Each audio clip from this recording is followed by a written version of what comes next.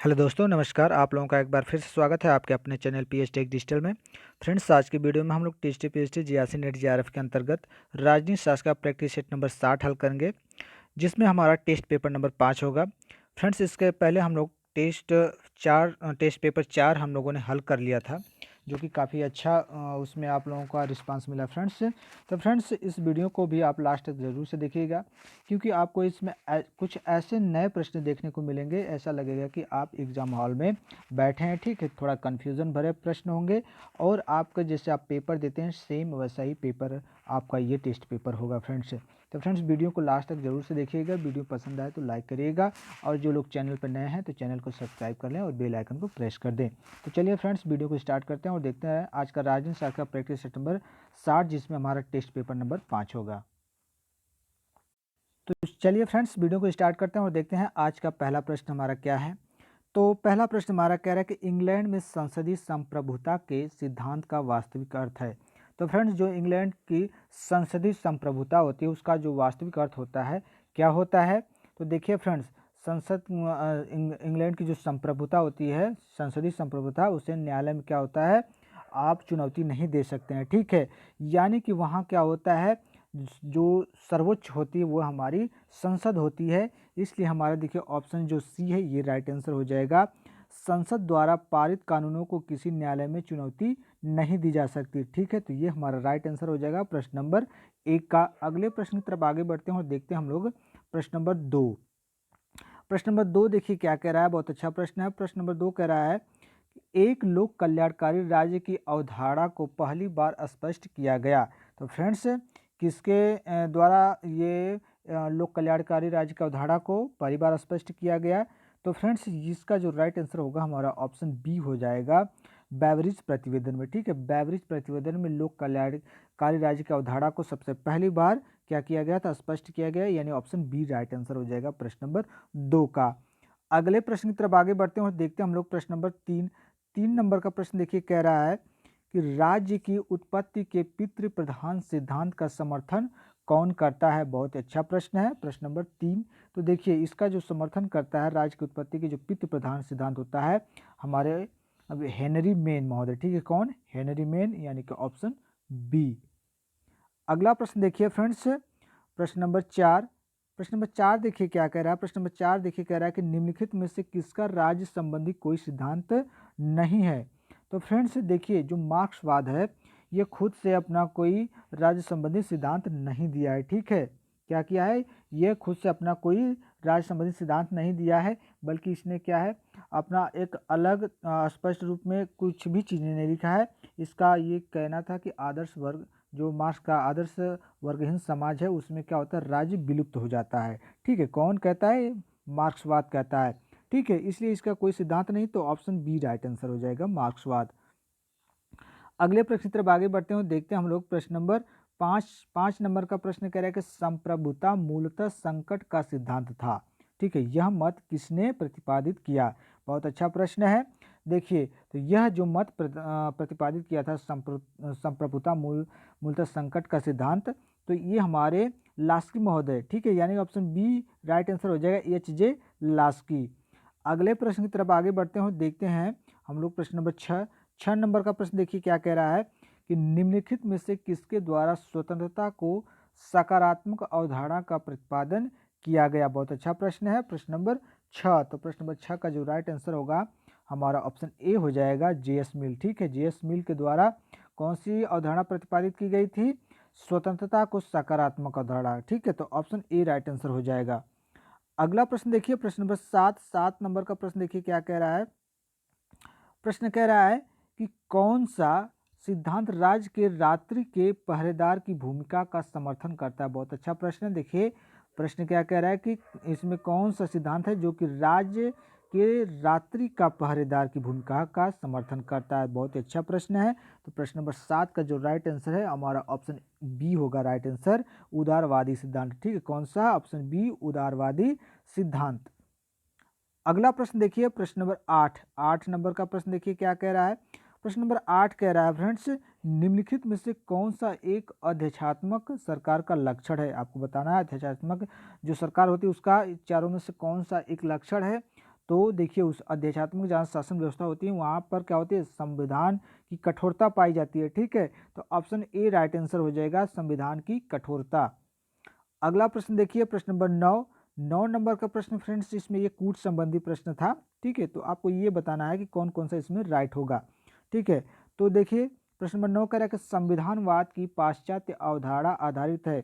तो संविधानवाद की जो पाश्चात्य अवधारणा है, तो देखिए प्रश्न 1 नंबर का कह रहा है कि विधि एवं अभिसमयों पर, तो ये राइट है। ठीक है, तो ये भी हमारा क्या है, राइट है। और बी क्या कह रहा है कि विधि के शासन पर, तो ये भी हमारा राइट है। प्रेस की स्वतंत्रता पे, ये भी हमारा राइट है। और जो हमारा 4 नंबर का कह रहा है कि एक राजनीतिक दल के आधिपत्य पर, तो ये अवधारणा पर आधारित नहीं है। तो हमारा ऑप्शन कौन कौन सा राइट होगा, 1 2 3, यानी कि 1 2 और 3 यही राइट आंसर हो जाएंगे। ठीक है, तो तीनों ही हमारे राइट आंसर हो जाएंगे। ठीक, अगले प्रश्न की तरफ आगे बढ़ते हैं, देखते हैं हम लोग प्रश्न नंबर 10 नंबर का प्रश्न देखिए क्या कह रहा है फ्रेंड्स। प्रश्न 10 कह रहा है कि निम्नांकित में से संघात्मक शासन व्यवस्था का अधिकृत विद्वान कौन माना जाता है। प्रश्न नंबर 10 बहुत ही अच्छा प्रश्न है। तो इसका जो राइट आंसर होगा फ्रेंड्स, हमारा ऑप्शन डी होगा, केसी व्हीयर। ठीक है, कौन सा, ऑप्शन डी केसी व्हीयर। अगला प्रश्न देखिए, प्रश्न नंबर 11 नंबर का प्रश्न देखिए कह रहा है, किसने कहा कि सार्वभौमिक वयस्क मताधिकार वास्तव में सार्वभौमिक नहीं है। फ्रेंड्स, कौन ऐसे विचारक हैं जिन्होंने कहा था कि जो सार्वभौमिक वयस्क का मताधिकार होता है, वास्तव में वो क्या होता है कि सार्वभौमिक नहीं होता है। किसने कहा है, तो गिलक्राइस्ट महोदय ने कहा। फ्रेंड्स, किसने, गिलक्राइस्ट ने। तो हमारा ऑप्शन कौन सा, बी ऑप्शन राइट आंसर हो जाएगा प्रश्न नंबर 11 का। अगला प्रश्न देखिए, प्रश्न नंबर 12 नंबर प्रश्न देखिए कह रहा है कि निम्नलिखित में कौन सा एक जीन ब्लाउंडेल के सामुदायिक दबाव समूह के वर्गीकरण का उपवर्ग है। प्रश्न नंबर 12। तो फ्रेंड्स, इसमें देखिए जो राइट आंसर है हमारा ऑप्शन ए है, संस्थागत दबाव समूह। ठीक है, तो ये हमारा राइट आंसर हो जाएगा प्रश्न नंबर 12 का। अगला प्रश्न देखिए, प्रश्न नंबर 13 नंबर का प्रश्न देखिए क्या कह रहा है। प्रश्न 13 कह रहे हैं, जनमत किसी विषय पर लोगों के व्यवहार को संक्षेप करता है जब वे किसी एक ही सामाजिक समूह के हों। यह विचार किसका है। प्रश्न नंबर 13। तो फ्रेंड्स, यह जो विचार है आपके लियोनार्ड डब्ल्यू डोप का है। किसका है, लियोनार्ड डब्ल्यू डोप का है। तो ऑप्शन सी राइट आंसर हो जाएगा। अगले प्रश्न की तरफ आगे बढ़ते हैं, देखते हैं प्रश्न नंबर 14 नंबर का प्रश्न देखिए क्या कह रहा है कि निम्नांकित में से किस पुस्तक में प्राचीन भारतीय राजनीतिक विचार विस्तार से मिलते हैं। तो ऐसा कौन सा पुस्तक है जिसमें क्या होता है, प्राचीन भारतीय जो राजनीतिक विचार है उनका जो विचार है विस्तार से मिलता है। तो फ्रेंड्स, महाभारत है। वो कौन सा, जो महर्षि व्यास द्वारा रचित महाभारत है, उसमें विस्तार पूर्वक मिलता है, यानी कि ऑप्शन डी। अगला प्रश्न देखिए, प्रश्न नंबर 15 नंबर का प्रश्न देखिए कह रहा है, निम्नलिखित में से कौन मंडल का अंग नहीं है। ठीक है, तो मंडल का कौन सा अंग नहीं है, तो देखिए अरि है, मित्र है, विजिगीष है, लेकिन सीमांत नहीं है। तो ऑप्शन सी राइट आंसर हो जाएगा, सीमांत। अगला प्रश्न देखिए, प्रश्न नंबर 16 नंबर का प्रश्न देखिए क्या कह रहा है। फ्रेंड्स, देखिए वीडियो थोड़ी सी लंबी हो सकती है क्योंकि प्रश्नों की संख्या इसमें आपको लगभग 50 से 55 प्रश्न देखने को मिलेंगे। तो आप लोग बोर मत होइएगा, सारे प्रश्नों को देखिएगा और आप देखिए कि कितने प्रश्नों का आंसर आप दे सकते हैं। ठीक है, तो प्रश्न नंबर 16 देखिए कह रहा है कि निम्नलिखित में से कौन सी इकाई प्राचीन भारत में राज्य प्रशासन से संबद्ध थी। ठीक है, तो बहुत ही अच्छा प्रश्न है। तो इसका ऑप्शन ए जो है राइट आंसर हो जाएगा, जनपद। ठीक है, ऑप्शन ए राइट आंसर हो जाएगा, नगर नहीं फ्रेंड्स, नगर नहीं होगा, जनपद होगा। ठीक है, अगला प्रश्न देखिए, प्रश्न नंबर 17 नंबर का प्रश्न कह रहा है कि लाक के अनुसार प्राकृतिक अधिकार। ठीक है, लाक के अनुसार जो प्राकृतिक अधिकार है वह किस प्रकार से है। तो फ्रेंड्स, लाक के अनुसार जो प्राकृतिक अधिकार है वह सार्वभौम नहीं है। ठीक है, तो ऑप्शन ए राइट आंसर हो जाएगा हमारा। अगला प्रश्न देखिए, प्रश्न नंबर 18 नंबर का प्रश्न देखिए क्या कह रहा है। प्रश्न 18 कह रहा है, द्वंद्वात्मक भौतिकवाद शब्द का प्रयोग किसके द्वारा नहीं किया गया। बहुत अच्छा प्रश्न, प्रश्न नंबर 18। तो फ्रेंड्स, ये आपके जो प्लेखनाव हैं इनके द्वारा जो है द्वंद्वात्मक भौतिकवाद शब्द का प्रयोग नहीं किया गया था, बल्कि मार्क्स, लेनिन, स्टालिन के द्वारा किया गया, यानी कि ऑप्शन डी राइट आंसर हो जाएगा, प्लेखनाव। अगला प्रश्न देखिए, प्रश्न नंबर 19 नंबर का प्रश्न देखिए क्या कह रहा है, बहुत अच्छा प्रश्न। प्रश्न कह रहा है कि डेमोक्रेटिक थ्योरी नामक पुस्तक के लेखक थे कौन। बहुत अच्छा पुस्तक है, डेमोक्रेटिक थ्योरी नामक पुस्तक के लेखक कौन थे फ्रेंड्स। तो आपके जो मैकफर्सन है, ठीक है, मैकफर्सन, तो यही हमारे डेमोक्रेटिक, ठीक है, थ्योरी नामक पुस्तक के लेखक हैं। कौन? आपके Macpherson. Option C right answer हो जाएगा। अगला प्रश्न देखिए, प्रश्न नंबर 20 नंबर का प्रश्न कह रहा है निम्न में से किसने आनुपातिक समानता का सिद्धांत प्रस्तुत किया है। आनुपातिक समानता की बात हो रही है फ्रेंड्स, तो आनुपातिक जो समानता है आपके अरस्तु महोदय ने प्रस्तुत किया था, ठीक है। कौन? अरस्तु ने। तो ऑप्शन ए राइट आंसर हो जाएगा, अरस्तु। अगला प्रश्न देखिए, प्रश्न नंबर 22 नंबर का प्रश्न देखिए कह रहा है कि तानाशाही समर्थन करती है। तो फ्रेंड्स तानाशाही सभी लोग जानते हैं कि किस प्रकार से समर्थन करती है। तो यह सत्ता के केंद्रीकरण, यानी वो क्या समझती है कि सत्ता में के पास जो भी सारी चीज़ें हों, शक्ति हो, सत्ता के पास हो, यानी कि सत्ता के अंदर ये सब कुछ वो केंद्रीकरण करती हैं। तो ऑप्शन बी राइट आंसर हो जाएगा, सत्ता के केंद्रीकरण का तानाशाही समर्थन करती है। अगला प्रश्न देखिए, प्रश्न नंबर 23 नंबर का प्रश्न देखिए क्या कह रहा है। प्रश्न नंबर 23 कह रहा है कि प्राकृतिक अधिकारों के सिद्धांत की पुष्टि की गई, ठीक है। प्राकृतिक अधिकारों के सिद्धांत की पुष्टि किसके द्वारा की गई थी। तो फ्रेंड्स प्राकृतिक अधिकारों के सिद्धांत की पुष्टि आपके जॉन लॉक के द्वारा की गई थी, ठीक है। किसके द्वारा? ऑप्शन के हिसाब से जॉन लॉक के द्वारा की गई थी, लेकिन इनके द्वारा कुछ और भी हैं फ्रेंड्स, जैसे कि आपके ग्रेसियस हैं, टॉमस हैं, हॉब्स हैं, इनके द्वारा भी प्राकृतिक अधिकारों के सिद्धांत की पुष्टि की गई थी। तो लेकिन ऑप्शन में हमारे केवल जॉन लॉक है, तो ऑप्शन सी राइट आंसर हो जाएगा, केवल जॉन लॉक द्वारा। अगला प्रश्न देखिए, प्रश्न नंबर 24 नंबर का प्रश्न देखिए क्या कह रहा है। प्रश्न कह रहा है कि सहभागी लोकतंत्र के लिए आवश्यक, सहभागी, ठीक है, यानी जिसमें सहभागिता हो, तो ऐसे लोकतंत्र के लिए आवश्यक क्या होना चाहिए। तो ऐसे लोकतंत्र के लिए आपके क्या हो, उसमें नागरिक ज़्यादा से ज़्यादा प्रतिभाग करें, ठीक है, और वो किस प्रकार से सक्रिय रूप से प्रतिभाग करें। तो देखिए इस हिसाब से ऑप्शन सी राइट आंसर हो जाएगा, अभिशासन में नागरिकों को ज़्यादा और सक्रिय भाग लेना, ठीक है। किसकी ये आपका आवश्यक है? सहभागी लोकतंत्र के लिए। तो ऑप्शन सी राइट आंसर हो जाएगा। अगला प्रश्न देखिए, प्रश्न नंबर 25 कह रहा है क्या कि निम्न में से कौन एक राजनीतिक उत्तरदायित्व को सुनिश्चित करने की युक्ति नहीं है। 25 नंबर का। तो देखिए और राजनीतिक उत्तरदायित्व को सुनिश्चित, तो आपके देखिए हमारा कौन सा हो जाएगा? दबाव समूह होगा, ठीक है। कौन सा? दबाव समूह, ऑप्शन डी। अगला प्रश्न देखिए, प्रश्न नंबर 26 नंबर का प्रश्न देखिए क्या कह रहा है फ्रेंड्स। ये कूट संबंधी प्रश्न है, तो आपके पास थोड़ा सा, ठीक है, वीडियो का थोड़ा सा रिजोल्यूशन बढ़ा लीजिएगा, क्योंकि प्रश्न अब इसमें छोटे दिख रहे होंगे अक्षर। देखिए प्रश्न कह रहा है कि नीचे दिए गए अभिजन के 2 स्थूल प्रकारों पर विचार कीजिए, ठीक है। तो आपके पास अभिजन के 2 विचार दिए गए हैं। कौन सा? पहला आपका है संगठित और निर्देशित करने वाले अभिजन, जो मूर्त लक्ष्यों और कार्यक्रमों के संबंध में व्यवहार करते हैं। और दूसरा क्या दिया है? अनौपचारिक संगठन और विसरित अभिजन, जो नैतिक और आध्यात्मिक समस्याओं के संबंध में व्यवहार करते हैं। तो ये 2 आपके क्या है? स्थूल पर विचार हैं, ठीक है। अभिजन के जो 2 स्थूल हैं, ये आपके दोनों विचार हैं। और इस पे क्या नीचे लिखा है कि निम्न में से किसने अभिजन के इन 2 स्थूल प्रकारों में वर्गीकृत किया। तो इसे किसने वर्गीकृत किया अभिजन के दोनों सिद्धांतों को? तो आपका जो विल्फ्रेडो पेरेटो, इसी ने किया है। तो ऑप्शन ए राइट आंसर हो जाएगा, ठीक है, ऑप्शन ए। अगले प्रश्न की तरफ आगे बढ़ते हैं और देखते हैं प्रश्न नंबर 27 नंबर का प्रश्न देखिए क्या कह रहा है। प्रश्न नंबर 27 देखिए फ्रेंड्स कह रहा है, प्रजातंत्र इसलिए वांछनीय है क्योंकि इसमें सकल संतुष्टि शासन की अन्य प्रणालियों की अपेक्षा बेहतर समाहित है। यह तर्क दिया गया है। तो यह किसके द्वारा तर्क दिया गया फ्रेंड्स?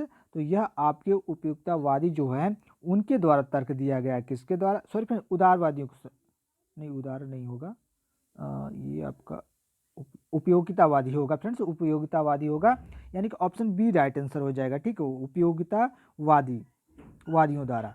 अगला प्रश्न देखिए, प्रश्न नंबर 28 नंबर का प्रश्न कह रहा है कि निम्न में से कौन एक संकल्पना नागरिक को प्रजा होने से भिन्न करती है। बहुत ही अच्छा प्रश्न है, प्रश्न नंबर 28। तो 28 नंबर का जो राइट आंसर हो जाएगा आपका ऑप्शन बी, आज्ञाकारिता। ठीक है, कौन सा? ऑप्शन बी आज्ञाकारिता। अगले प्रश्न की तरफ आगे बढ़ते हैं और देखते हैं प्रश्न नंबर 29 नंबर का प्रश्न कह रहा है कि विधि का शासन जिस प्रकार की समानता को प्रतिस्थापित करता है वह है।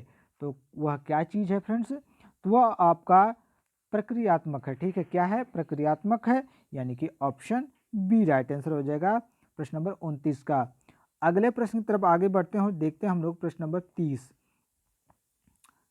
30 नंबर का प्रश्न थोड़ा सा बड़ा है फ्रेंड्स। हाँ, अब दिख रहा होगा। प्रश्न देखिए क्या कह रहा है, लोकसभा का कोई सदस्य सदन का सदस्य बने रहने में निर्हित नहीं हो जाता यदि वह सदस्य, ठीक है, तो वह सदस्य क्या होना चाहिए? इसका देखिए राइट आंसर क्या हो जाएगा 30 नंबर का। तो वह सदस्य आपका, ठीक है, जिस राजनीतिक दल से सदन में निर्वाचित हुआ था या हुई थी उसे निष्कासित क्या कर दिया गया हो या कर दी गई हो। ठीक है, तो यही हमारा राइट आंसर हो जाएगा प्रश्न नंबर 30 का, यानी कि ऑप्शन बी राइट आंसर हो जाता है, ऑप्शन बी।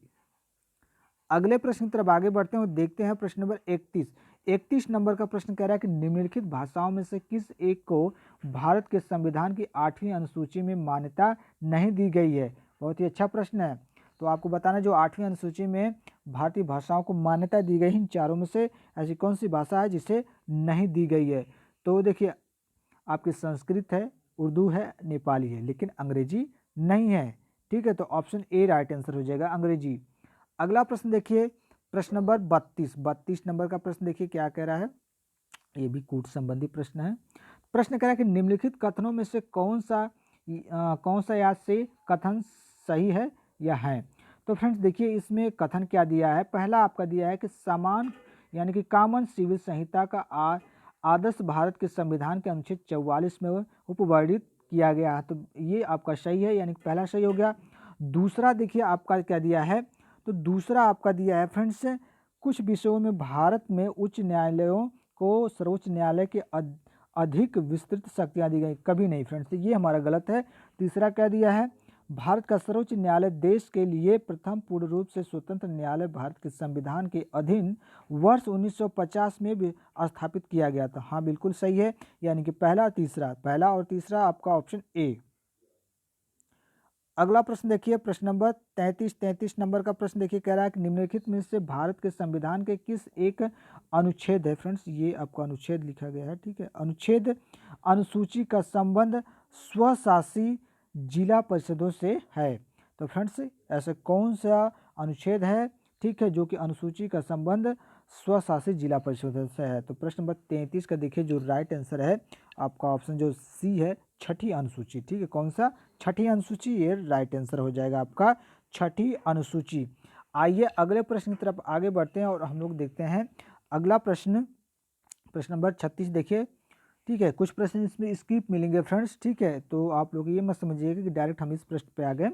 तो प्रश्न नंबर 36 को हम लोग देखते हैं। प्रश्न नंबर 36 देखिए कह रहा है कि भारत के सर्वोच्च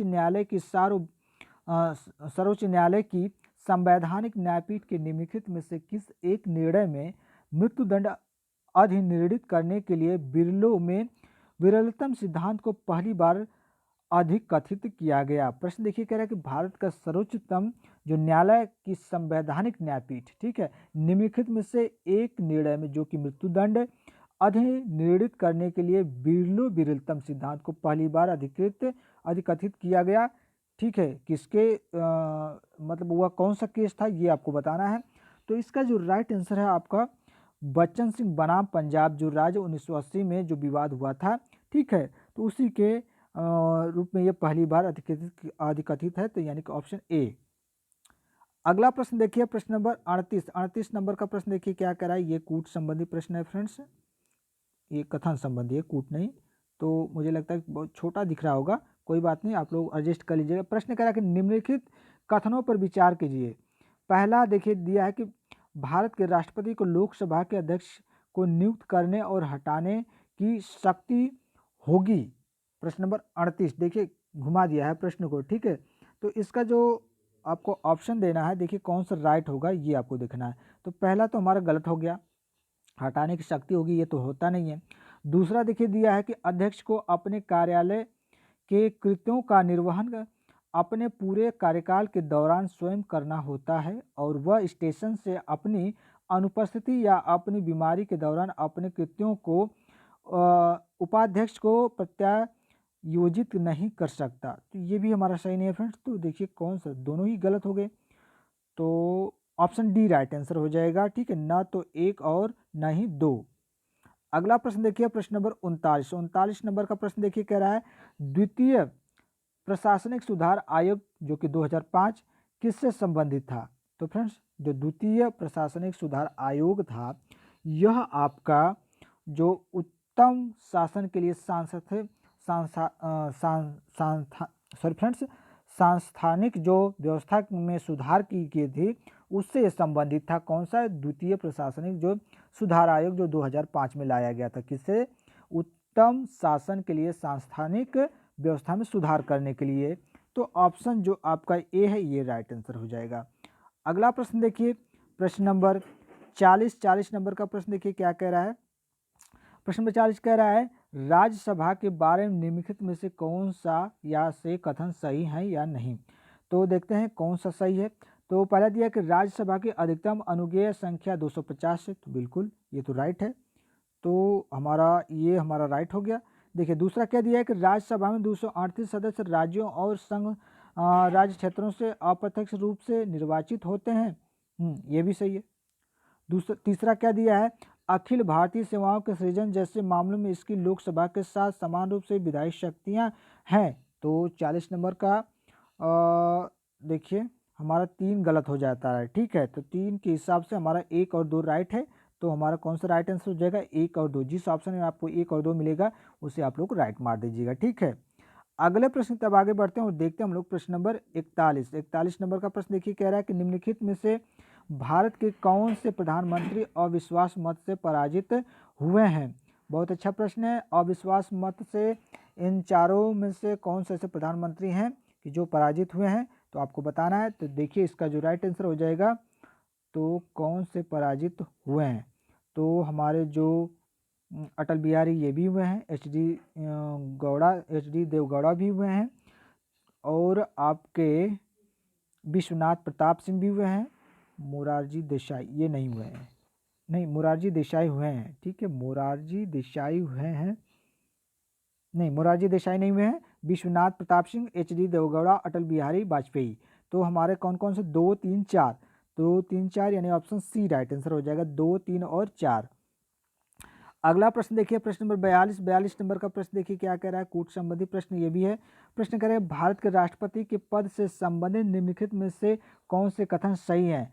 कि देखिए कथन क्या है। पहला कथन दिया है कि राष्ट्रपति को विशेष मामलों में किसी अपराधी को क्षमादान की शक्ति है। तो फ्रेंड्स तो इसमें क्या आपको चुनना था, सही है, ठीक है। तो हाँ ये शक्ति है, ठीक है, क्षमादान की शक्ति राष्ट्रपति को होती है, तो ये सही है। और दूसरा दिया राष्ट्रपति अध्यादेश प्रख्यापित तब भी कर सकता है जब संसद सत्र में हो। तो ये तो नहीं करता है फ्रेंड्स, ये तो नहीं करता है, यानी कि 2 तो हमारा गलत हो गया। तीसरा क्या दिया है, आपातकाल के दौरान राष्ट्रपति राज्यसभा को भंग कर सकता है। बिल्कुल भी नहीं, आपातकाल के दौरान नहीं कर सकता।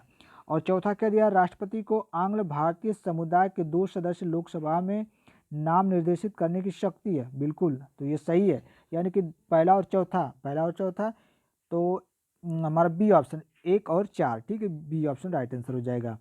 अगला प्रश्न देखिए, प्रश्न नंबर 43 नंबर का प्रश्न देखिए कह रहा है संघ तथा राज्यों के विनिर्दिष्ट वित्तीय संबंधों पर राष्ट्रपति को सिफारिशें निम्नलिखित में से कौन देता है। बहुत ही अच्छा प्रश्न है। तो कौन देता है वित्तीय संबंधों में, तो आपके वित्त आयोग देता है, यानी कि ऑप्शन सी। अगला प्रश्न देखिए, प्रश्न नंबर 44 नंबर का प्रश्न कह रहा है कि निम्नलिखित में से कौन सा एक संयुक्त राष्ट्र संघ का प्रमुख अंग नहीं है। तो देखिए प्रमुख अंग कौन सा नहीं है, तो आपका इसमें साफ साफ दिख रहा है खाद्य एवं कृषि संगठन, ठीक है। तो ये हमारा राइट आंसर हो जाएगा, खाद्य एवं कृषि संगठन। आप फ्रेंड्स कमेंट करके बताइएगा संयुक्त राष्ट्र जो महासंघ है उसके कितने अंग हैं, ठीक है, और कौन कौन से हैं उनको आप कमेंट बॉक्स में लिखकर ज़रूर से आंसर दीजिएगा कि जो संयुक्त राष्ट्र संघ है उसके कितने अंग हैं और कौन कौन से हैं, ठीक है। आइए अगले प्रश्न तब आगे बढ़ते हैं और देखते हैं हम लोग प्रश्न नंबर 45 नंबर का प्रश्न कह रहा है कि भारत के संविधान के निम्नलिखित संशोधनों में से किसके द्वारा भारतीय नागरिकों के मूल कर्तव्य निर्धारित किए गए हैं। बहुत अच्छा प्रश्न। तो वो कौन सा संशोधन है? तो 42वां संशोधन है। कौन सा? 42वां संशोधन है, यानी ऑप्शन सी राइट आंसर हो जाएगा। ठीक है, कौन सा? Option C. अगला प्रश्न देखिए, प्रश्न नंबर 46 नंबर का प्रश्न देखिए क्या कह रहा है। ये कथन संबंधी प्रश्न आ गया। प्रश्न कह रहा है कि निम्नलिखित कथनों पर विचार करिए। पहला कथन दिया, भारत के राष्ट्रपति किसी भी समय अध्यादेश पर प्रत्यापित कर सकते हैं यदि उनका यह समाधान हो जाता है कि ऐसी परिस्थितियां विद्यमान हैं जिनके कारण तुरंत कार्यवाही करना उनके लिए आवश्यक हो गया है। ठीक है, तो ये क्या है पूछा है, सही है। तो हाँ, ये तो सही है, पहला सही हो गया, 2 ही दिया है। तो दूसरा देख लेते हैं। भारत के उपराष्ट्रपति को उनके पद के लिए पुनः भी चुना जा सकता है। ये भी सही है। उपराष्ट्रपति जो होते हैं उनके पद के लिए उन्हें दोबारा भी चुना जा सकता है। तो देखिए दोनों ही सही हो जा रहे हैं। तो कौन सा राइट होगा? ऑप्शन सी, दोनों। ठीक है, दोनों, 1 और 2, ऑप्शन सी। अगला प्रश्न देखिए, प्रश्न नंबर 47 नंबर का प्रश्न कह रहा है, राज्य विधानसभा का चुनाव करता है। ठीक है, राज्य विधानसभा का चुनाव कौन करता है फ्रेंड्स? बहुत अच्छा प्रश्न है। तो मुख्य चुनाव अधिकारी करता है फ्रेंड्स। कौन? मुख्य चुनाव अधिकारी करता है, ऑप्शन बी। अगला प्रश्न छोटा सा प्रश्न था फ्रेंड्स, बी उसका राइट आंसर था। आइए देखते हैं 48 नंबर का प्रश्न देखिए क्या कर रहा है। किस किसकी किसकी देख रेख में जिले में पुलिस बल शांति और व्यवस्था कायम करता है? बहुत आसान सा प्रश्न है, सभी लोग जानते हैं। किसकी देख रेख में? जिलाधीश महोदय के। ठीक है, यानी ऑप्शन ए राइट आंसर हो जाएगा। अगला प्रश्न देखिए 49 नंबर का प्रश्न देखिए क्या कह रहा है। प्रश्न 49 कह रहा है कि मुख्य लेखा अधिकारी इनमें से किसके आय व्यय की जांच नहीं करते हैं? तो फ्रेंड्स, जो मुख्य लेखा अधिकारी होते हैं आपके राज्य सरकार की भी जांच करते हैं, केंद्रीय सरकार की भी जांच करते हैं, सरकारी उद्योगों की, लेकिन नगर निगम की नहीं करते हैं। तो ऑप्शन सी राइट आंसर हो जाएगा। अगला प्रश्न देखिए, प्रश्न नंबर 50 नंबर का प्रश्न देखिए कह रहा है, निम्न में से कौन नौकरशाही की विशेषता नहीं है? ठीक है, नौकरशाही की कौन सी विशेषता नहीं है? तो देखिए अस्थायी तो होती है, तटस्थता भी होती है, गोपनीयता भी होती है, लेकिन अक्षमता नहीं होती है। तो राइट आंसर हो जाएगा हमारा ऑप्शन सी, अक्षमता। अगला प्रश्न देखिए 51 नंबर का प्रश्न। 51 नंबर का प्रश्न देखिए क्या कह रहा है। प्रश्न 51 कह रहा है कि उदारवाद किसका हित चाहता है? तो उदारवाद देखिए ये क्या चाहता है? धनवानों का हित चाहता है। ठीक है, क्या? धनवानों का हित चाहता है, यानी कि ऑप्शन बी राइट आंसर हो जाएगा। कंफ्यूज मत होइएगा कि निर्धनों का पे आ जाइएगा। ठीक है, धनवानों का। ठीक है, वह चाहता है कि सभी लोगों को क्या हो जाए कि सुविधाएं मिल जाएं। ठीक है, तो इस प्रकार से धनवानों को ही मिल पाती हैं। तो हमारे राइट आंसर ऑप्शन बी हो जाएगा, धनवानों का। अगला प्रश्न देखिए क्या कह रहा है। प्रश्न नंबर 52 कह रहा है, फांसीवाद विश्वास करता है कि? ठीक है, फांसीवाद जो है वह किसमें विश्वास करता है फ्रेंड? तो फांसीवाद आपका राज्य दल का श्रेष्ठ है। ठीक है, राज्य दल का श्रेष्ठ इसमें विश्वास करता है, यानी कि ऑप्शन ए। अगला प्रश्न देखिए, प्रश्न नंबर 53 नंबर का प्रश्न कह रहा है कि भाषण की स्वतंत्रता किस शासन के लिए आवश्यक है? तो सभी लोग जानते हैं जहाँ लोकतंत्र होता है वहीं पे भाषण की स्वतंत्रता आवश्यक हो जाती है, यानी कि ऑप्शन ए। अगला प्रश्न देखिए 54 नंबर का प्रश्न। 54 नंबर का प्रश्न कह रहा है फ्रेंड्स, निम्नलिखित में से कौन कल्याणकारी राज्य का समर्थक था? तो हमारे जवाहरलाल नेहरू थे। कौन? Jawaharlal Nehru, option C. अगला प्रश्न देखिए, प्रश्न नंबर 55 नंबर का प्रश्न देखिए क्या कह रहा है। भारतीय संविधान के अनुसार संसद की बैठक एक साल में कम से कम कितनी बार होनी चाहिए? बहुत आसान प्रश्न, 2 बार। ठीक है, अगला प्रश्न देखिए, प्रश्न नंबर 56 नंबर का प्रश्न देखिए क्या कह रहा है। निम्नलिखित में से कौन सी दल पद्धति लोकतंत्र के स्थायित्व के लिए सबसे उपयुक्त है? तो सभी लोग जानते हैं कि जहां द्विदलीय व्यवस्था होती है वहां पे लोकतंत्र अच्छा होता है, यानी कि ऑप्शन डी। अगला प्रश्न देखिए फ्रेंड्स, प्रश्न नंबर 57 नंबर का प्रश्न देखिए क्या कह रहा है। नागरिक शास्त्र के अध्ययन का मुख्य विषय है? तो सभी लोग जानते हैं कि राज्य होता है, यानी ऑप्शन सी। अगला प्रश्न देखिए 58 नंबर का प्रश्न क्या कह रहा है। प्रश्न कह रहा है कि भारत में पंचायती राज व्यवस्था को द्विस्तरीय बनाने का सुझाव दिया। तो सभी लोग जानते हैं किसने दिया था? तो आपके अशोक मेहता समिति। ठीक है, कौन? अशोक मेहता समिति, यानी कि आपका ऑप्शन सी राइट आंसर हो जाएगा। अशोक मेहता कब दिया था फ्रेंड्स? 1900, ठीक है, 1977 में। ठीक है, यह आपके जो सुझाव आया था कब? 1977 में, यानी कि ऑप्शन सी राइट आंसर हो जाएगा, अशोक मेहता समिति का। अगला प्रश्न देखिए 59 नंबर का प्रश्न देखिए क्या कह रहा है। प्रश्न कह रहा है कि सीमाओं के भीतर हम अपने न्यायाधीशों का आदर करते हैं, पर कोई न्यायाधीश अथवा कोई न्यायालय अपने को व्यवस्थापिका का तीसरा सदन नहीं बना सकता। यह विचार किसके हैं? तो फ्रेंड्स ये विचार किसके हैं? तो यह विचार आपके जवाहरलाल नेहरू के हैं। किसके हैं? जवाहरलाल नेहरू जी के हैं, यानी कि ऑप्शन ए राइट आंसर हो जाएगा। अगला प्रश्न देखिए 60 नंबर का प्रश्न। 60 नंबर का प्रश्न कह रहा है फ्रेंड्स, भारत में संविधान सभा का भारत में संविधान सभा का निर्माण किस योजना के अंतर्गत हुआ? दो ही ऑप्शन है, तो सभी लोग जानते हैं कि कैबिनेट मिशन के द्वारा हुआ था, यानी कि मंत्रिमंडल मिशन, ऑप्शन ए। अगला प्रश्न देखिए प्रश्न नंबर 61 नंबर का प्रश्न कह रहा है मार्शल योजना का संबंध है। तो मार्शल योजना का जो संबंध है फ्रेंड्स वो आपके किससे है? ऑप्शन सी राइट आंसर होगा, पश्चिमी यूरोप की सहायता से। ठीक है, किससे? पश्चिमी यूरोप की सहायता से, यानी ऑप्शन सी। अगला प्रश्न देखिए 62 नंबर का प्रश्न। 62 नंबर का प्रश्न देखिए, ये आपका कूट संबंधी प्रश्न आ गया फ्रेंड्स। तो देखिए प्रश्न कह रहा है कि भारतीय संविधान के कौन से अनुच्छेद संघीय संसद को राज्य सूची में सम्मिलित विषयों पर विधि निर्माण का अधिकार प्रदान करते हैं? तो देखिए अनुच्छेद 49 तो ये भी करता है, अनुच्छेद 50 ये भी करता है, अनुच्छेद 252 ये भी करता है, अनुच्छेद 254 चारों ही कर रहे हैं फ्रेंड्स। तो सही आपका उत्तर कौन सा हो जाएगा? चारों, ए ऑप्शन राइट आंसर हो जाएगा। ठीक है, ए ऑप्शन सभी चारों। अगला प्रश्न देखिए प्रश्न नंबर 63 नंबर और ये आखिरी नंबर का प्रश्न है। तो फ्रेंड्स देखिए प्रश्न क्या करें कि क्षेत्रीय परिषदें, ठीक है, क्षेत्रीय परिषदें आपको बताना है किससे संबंध है या क्या होती हैं। तो इसका जो राइट आंसर होगा या बी नंबर का बी ऑप्शन राइट आंसर होगा, परामर्शदात्री इकाइयाँ होती हैं। ठीक है, क्या होती हैं क्षेत्रीय परिषदें? परामर्शदात्री इकाइयाँ होती हैं, यानी कि बी ऑप्शन राइट आंसर हो जाएगा प्रश्न नंबर 63 का। तो फ्रेंड्स आप लोगों ने देखा इसमें लगभग 50 से 55 प्रश्न आप लोग को देखने को मिले होंगे। तो आप लोगों ने अपने आप को आंका होगा कि आपके कितने प्रश्न राइट हो रहे हैं। ठीक है फ्रेंड्स, तो फ्रेंड्स वीडियो पसंद आई हो तो लाइक ज़रूर कर दीजिएगा और अपने दोस्तों को शेयर कर दीजिए वीडियो, और चैनल पे पहली बार आए हैं तो चैनल को सब्सक्राइब कर लीजिए और बेल आइकन को प्रेस कर दीजिए फ्रेंड्स। और हाँ एक बात, मैंने जो प्रश्न पूछा था कि जो आपका फ्रेंड्स प्रश्न ये था कि संयुक्त राष्ट्र संघ, ठीक है, जो संयुक्त राष्ट्र संघ है और उसके कौन कौन से अंग हैं और उन अंगों का आपको नाम लिखने के लिए मैंने बोला था, तो कमेंट में ज़रूर से लिखिएगा। ठीक है फ्रेंड्स, तो इस वीडियो में बस इतना ही। अगले वीडियो के लिए तब तक वेट करते हैं। थैंक यू, धन्यवाद।